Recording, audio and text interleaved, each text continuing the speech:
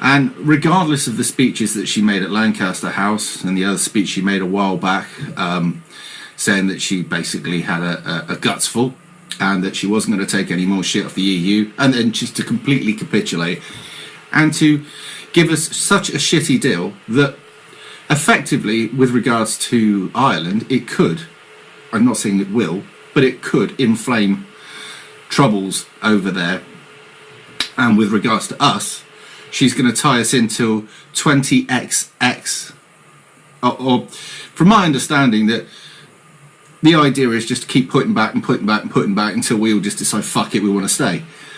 But the reason we don't want to stay is this. And that is the real problem, colleagues. Why there is such a problem in this crisis? Because member states are reluctant to transfer new sovereignty and powers to the European Union. And we all know that the only way out of this crisis is a new transfer of powers to the European Union and to the European institutions. Make no mistake, that slimy piece of shit that you've just seen a video of there wants to take away all of the sovereignty of all of the countries within it, within the EU, along with Merkel banging the drum about this one European army, which will whip into shape anybody who wants to leave the EU in the future. Just imagine this, 10 years down the road, they've taken away all of our powers and we actually wake up and go, fuck it, I want to leave. So we can't do much more but then have civil unrest, right? In comes the European army and knocks the shit out of us. I have suggested that we establish a European Security Council with changing presidencies of the member states where decisions can be taken more rapidly. We have to create a European intervention force so that we can tackle issues immediately on the ground. We have already achieved cooperation in the military sphere. That is good, and we are going to continue to support this. But what we should do, and this is really important if we look at the developments of the past years, we have to work on a vision of one day creating a real, true European. And puts down any sort of resistance to its authority.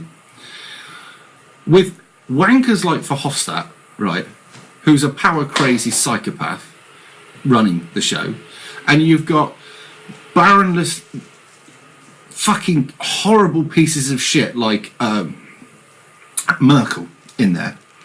Then you've got all the rest of the globalists, and along there with that, you've got this bloke, right, who can't even get his fucking shoes on right. He puts the wrong shoes on. He's got two different colour shoes, right?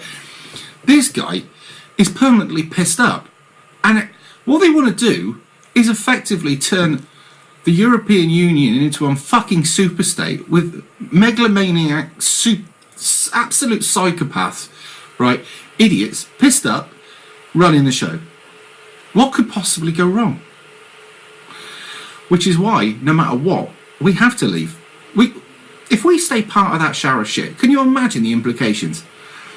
Because if we can get out of it, and I mean properly get out of it, i.e. May gets fucked off out of it, we get another leader like, I don't know, David Davis in, because he was part of the SAS, so you hope he'd be a bit more loyal to his country. You get him in, and then he says, no deal, we walk away. Then what we do is we buoy up people like Italy to do the same, and other members of the European Union, and then it'll crumble, fall apart, and then we've got one less fucking massive trouble to worry about, and then we can start, hopefully, reversing the damage that they've done to all of our countries, and start sending these horrible bastards back. You know, the ones that